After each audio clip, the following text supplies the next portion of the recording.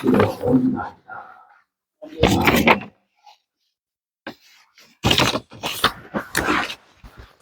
하나님의 말씀 요한복음 1장 12절로 14절까지의 말씀입니다. 요한복음 1장 12절로 14절입니다.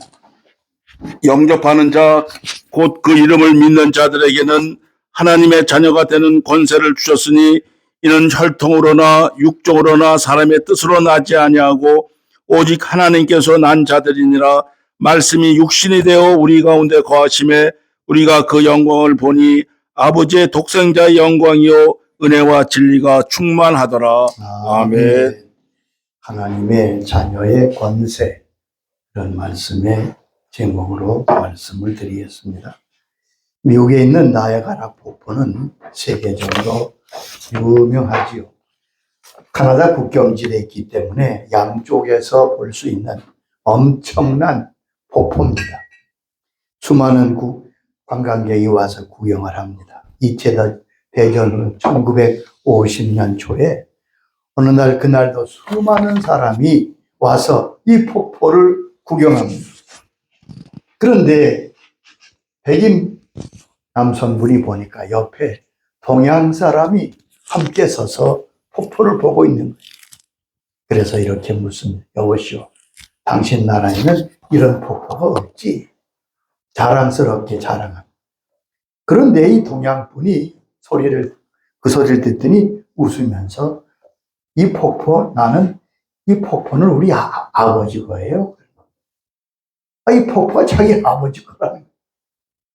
너무 놀래가지고, 아니, 나는 나야가라 폭포가 주인이 있다는 소리를 난생 처음 듣는데 그게 무슨 말이냐? 그래서 서로 대화하기 시작했는데 보니까 이 동양분은 일본에서 유학 오신 목사님이셨어요. 또 백인분도 어느 교회 목사님이셨던 거예요. 서로 하나님 은혜를 찬송하며 목사님 다음 주에 저희 교회 와서 말씀을 전해 주십시오. 그렇게 부탁을 했어요. 이 주보에 이렇게 놨습니다. 이번 주에는 나야가라 폭포 주인의 아들께서 오셔서 말씀을 전하시겠습니다. 참 좋은 에피소드지요. 하나님 우리의 아버지십니다. 우리는 하나님의 자녀지요. 하나님과 우리와의 관계는 아버지와 아들의 관계입니다.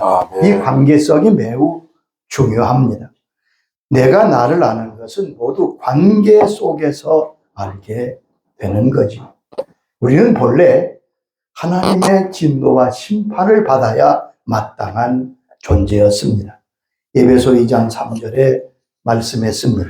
전에는 우리도 다 그 가운데서 우리 육체의 욕심을 따라 지내며 육체와 마음에 원하는 것을 하여 다른 이들과 같이 본질상 진노의 자녀였더니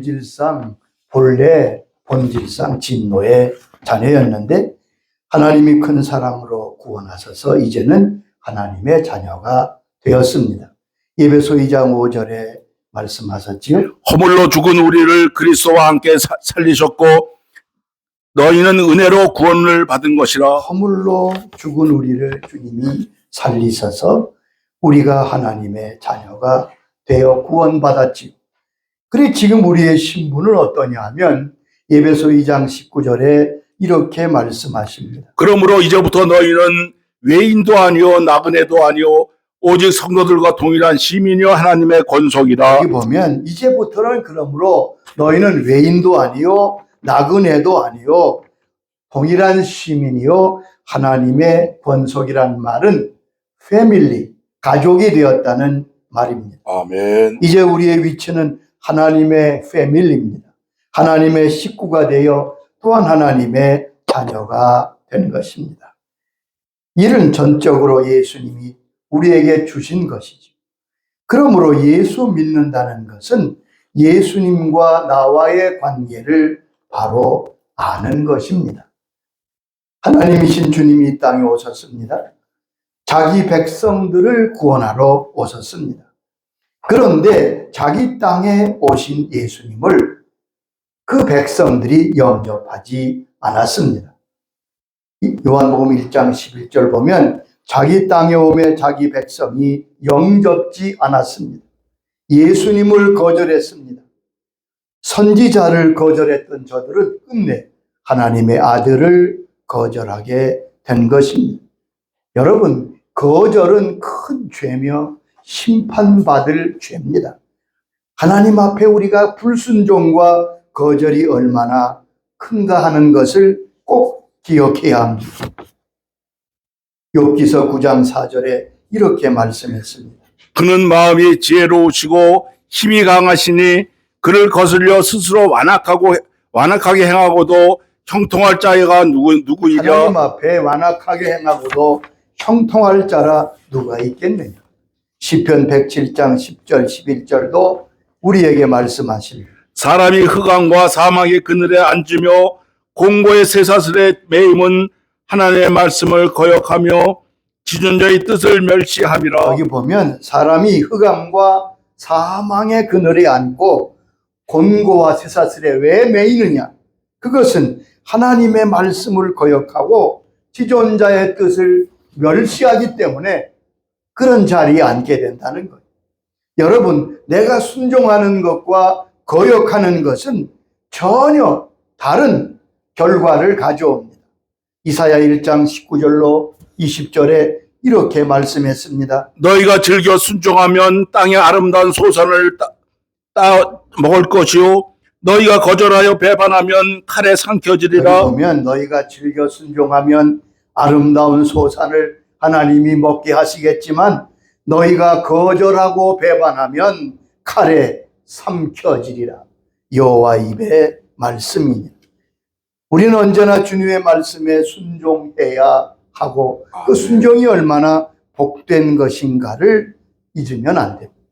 그러면서 1장 12절에 유명한 말씀의 선언이 나옵니다. 영접하는 자, 곧 그 이름을 믿는 자들에게는 하나님의 자녀가 되는 권세를 주셨습니다. 여러분, 예수 믿는다는 것은 예수님을 영접하는 것입니다. 예수님을 나의 왕으로, 나의 주인으로, 나의 죄를 사하시는 구주로 맞아들이는 것입니다. 아멘. 그것이 예수 믿는 것이고 그렇게 예수님을 영접할 때 그 사람은 하나님의 자녀가 되는 것입니다. 아멘. 우리는 스스로 믿음이 있는가 내 믿음을 점검해 볼 필요가 있습니다. 여러분, 문제는 많은 사람이 교회를 다녀도 사실 믿음이 있는지 의심스러운 분도 많습니다. 오늘날 믿음에 대한 오해가 큰 것이 사실입니다. 나는 복음을 믿습니다. 나는 예수님을 믿습니다. 나는 성경 전체의 진리를 모두 믿습니다. 이처럼 지적 동의가 믿음으로 여겨집니다. 그런데 그것은 바른 믿음이 아닙니다. 많은 사람들이 믿음을 믿는 것이라고 생각합니다. 여러분, 믿는 것이 믿음이 아닙니다. 우리 머릿속에 있는 믿음이 믿음이라는 단어의 개념과 성경이 우리에게 말씀하시는 믿음이 다른 겁니다. 나는 성경의 모든 내용을 믿습니다. 그러므로 나는 구원받았습니다. 이것이 성경이 말씀하시는 믿음이 아니에요. 자, 믿음은 고린도후서 13장 5절에 이렇게 우리에게 묻고 있습니다. 너희가 믿음 안에 있는가 너희 자신을 시험하고 너희 자신을 확증하라. 예수 그리스도께서 너희 안에 계신 줄을 너희가 스스로 알지 못하느냐. 그렇지 않으면 너희는 버림받은 자니라. 내 믿음은 스스로 시험하고 확증해 보아야 하는데 방법이 뭐냐? 내 마음속에 예수님이 계시느냐? 아멘. 예수님이 내 마음에 모시고 있느냐? 여러분, 그것이 우리의 구원의 믿음의 진정한 모습입니다. 생명과 구원은 예수님이시기 때문에 그렇습니다. 여기서 우리가 알 수 있는 것은 믿음이란 주관적 확신이 아니라는 사실입니다. 아멘. 때때로 우리는 주관 믿음과 확신을 혼돈하고 있습니다. 확신은 약속이 없이도 내 마음대로 생각할 수 있는 것입니다. 그러나 믿음이란 객관적인 약속이 있고 거기에 대한 긍정과 확신, 그것이 믿음입니다. 두 가지는 모두 전혀 다른 것이지요. 예를 들어 하나님께서 아브라함에게 내년 이맘때 내 아내가 아들을 낳을 것이라 말씀하셨습니다. 아브라함은 그 약속을 믿음으로 받아들입니다. 그리고 그 약속을 믿음으로 끝내 하나님의 은총을 받는 믿음의 사람이 되었습니다. 하나님의 약속이 없는데 아브라함이 내 편에서 아들을 주실 것을 믿습니다라고 생각했다면 그것은 확신이지 믿음이 아닌 것이죠. 하나님의 말씀과 약속이 있은 다음에 그것을 받아들이는 마음이 바로 믿음입니다. 그러므로 믿음은 객관적인 진리에 대한 내 편에서의 영접하는 마음이고 수락하는 마음입니다. 아멘. 그러므로 믿음은 찾아 헤매거나 의지의 결단이 아닌 것을 알 수 있습니다. 믿는다는 것은 매우 귀합니다. 주님께서 믿음에 대해서 어떻게 말씀하십니까? 내 믿음대로 된다고 말씀했습니다. 예수님은 믿음에 대해서 응답하십니다. 내 믿음대로 될지어다. 백부장이 자기 하인의 중풍병 때문에 주 앞에 나왔을 때에 마태복음 8장 13절에 내 믿음대로 될지어다 하시니 그 시로 하인이 나았다고 말씀하고 있습니다. 주님은 언제나 우리의 믿음에 응답하십니다. 믿음이 있는 곳에 주님의 응답이 있습니다. 아멘. 그러므로 우리가 주님께 믿음을 보여드려야 돼요. 또한 믿으면 하나님의 영광을 보게 된다고 말씀했습니다. 나사로의 무덤 앞에서 주님은 마르다에게 이렇게 말씀하십니다.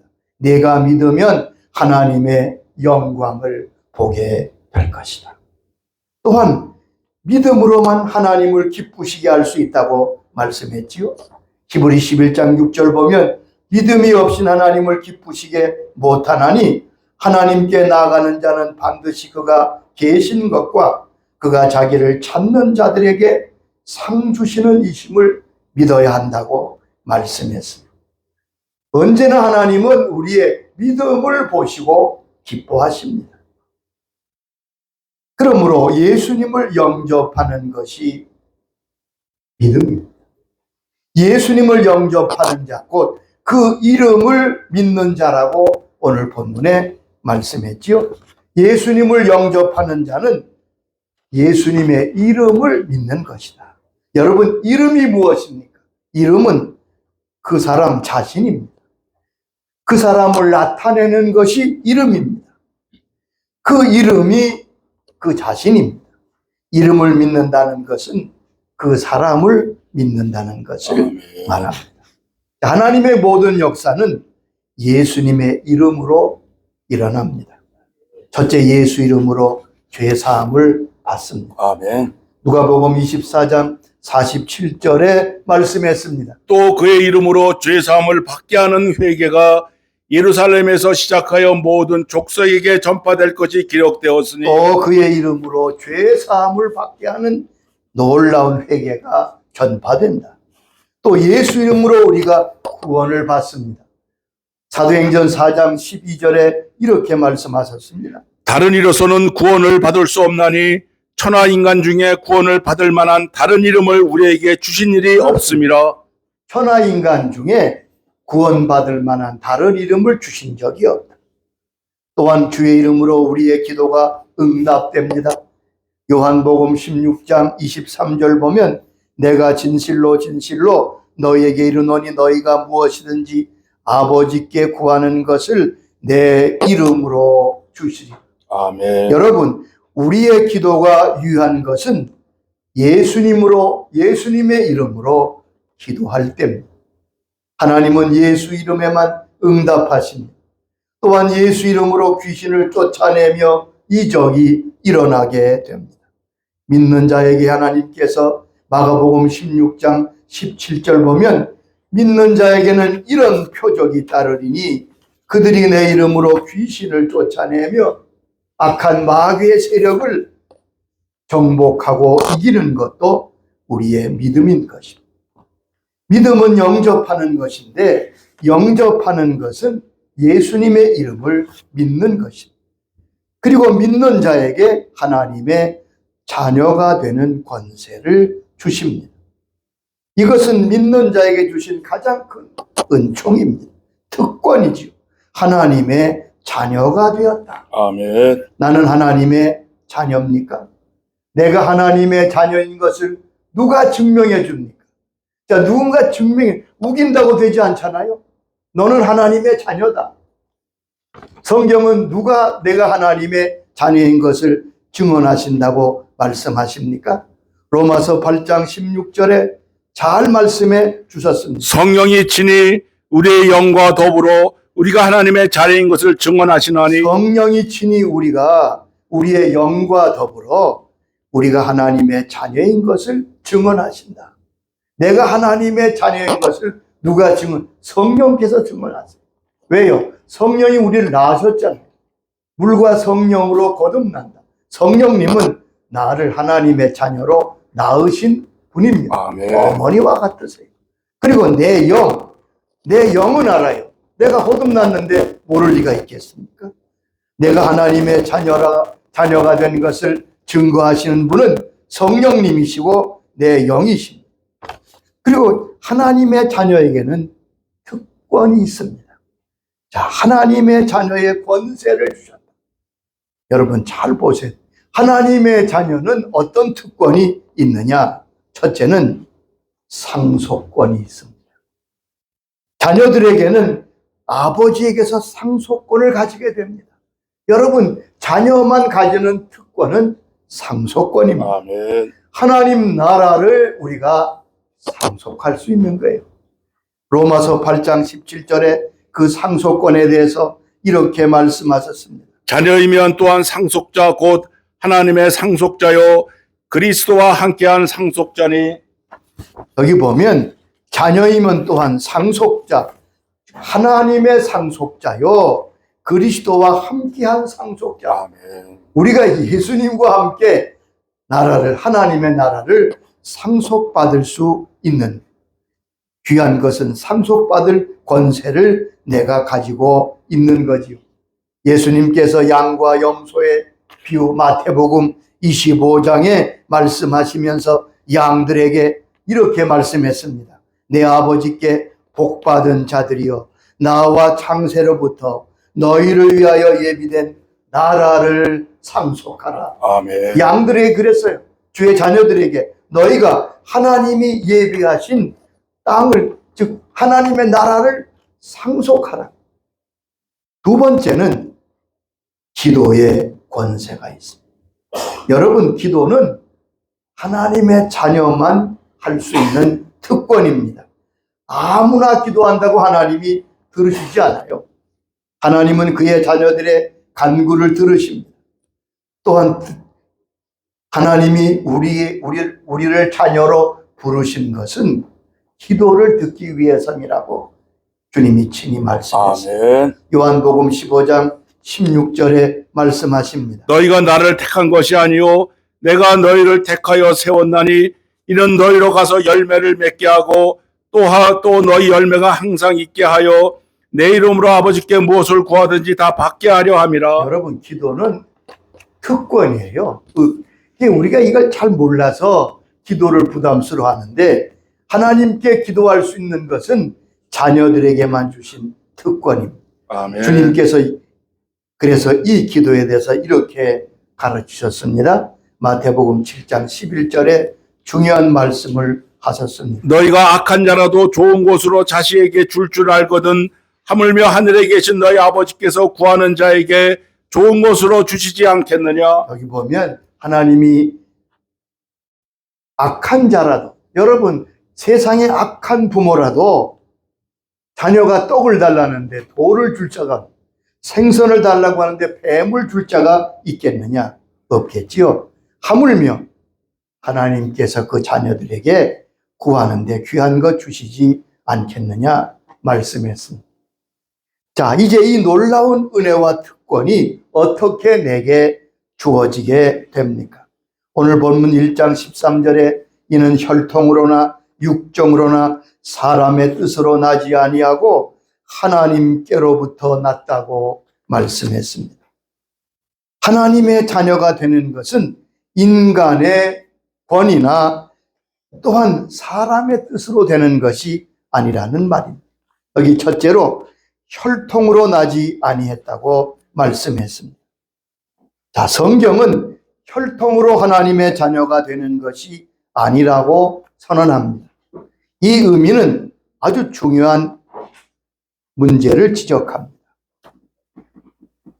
조상이 하나님의 사람이라고 자연히 그 자녀가 하나님의 사람이 되는 게 아니란 말이에요. 그래서 이게 참 많은 분들이 헷갈리고 있어요. 어떤 한국의 그 유학생이 미국 신학대학에 유학을 갔습니다. 그런데 이 청년에게 그 같은 학생이 묻는 거예요. 당신은 거듭났습니까? 당신은 진짜 예수 믿는 사람입니까? 그 신학생에게 이렇게 묻는 게 흔하지 않은 일이지만 그렇게 물었어요. 그랬더니 이 학생이 어떻게 대답했냐 하면, 예, 나는 우리 아버지는 한국의 신학대학 학장님이십니다. 그랬더니 미국 학생이, 그게 당신과 무슨 상관이야?